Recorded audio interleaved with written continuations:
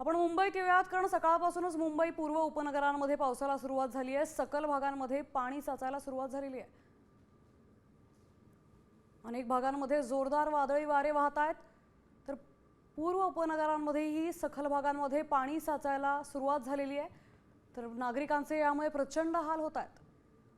पश्चिम उपनगरांमध्येही हीच परिस्थिती आहे। तर या पाठोपाठ महत्त्वाची अपडेट आपण पाहतोय। पूर्व उपनगरांमध्येही आता जोरदार पावसाने हजेरी लावलेली आहे। अनेक भागांमध्ये वादळी वारे सुटलेले आहेत आणि सखल भागांमध्ये तिथेही पाणी साचायला सुरुवात झालेली आहे। त्यामुळे याच गुडघाभर पाण्यातून नागरिकांना प्रवास करावा लागतोय। वाहनांचंही यात मोठं नुकसान होतंय।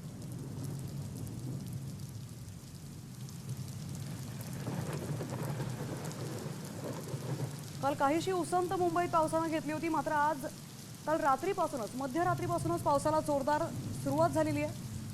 तर याचा फटका आता पूर्व उपनगरांमध्ये बसतोय। आपण पाहतोय भांडूप मधली ही परिस्थिती आहे। सखल भागांमध्ये पाणी साचलेलं आहे। वाहन चालकांना याचा मोठा फटका बसतोय, कारण तिथूनच त्याच पाण्यातून वाहनं काढावी लागते। यात वाहनांचंही मोठं नुकसान होण्याची शक्यता असते।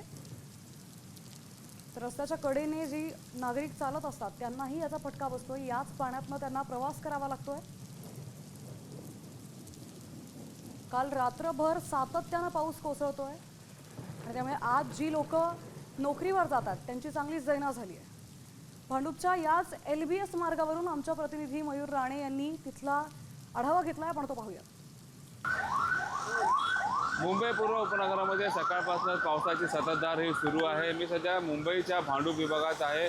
भांडूप विभागाचं दृश्य पाहायला गेले तर LBS मार्गावर कांजूरवरून मुलुंडकडे जाणारा जो मार्ग आहे त्या ठिकाणी LBS मार्गावर एशियन पेंटच्या पुढे थोडंफार पाण्याचा आहे तो साचा आहे। पाणी आहे ते मोठ्या प्रमाणात साचलेलं आपल्याला पाहायला मिळत आहे। पाहू शकता या ठिकाणी एकच लेन सध्या सुरू आहे।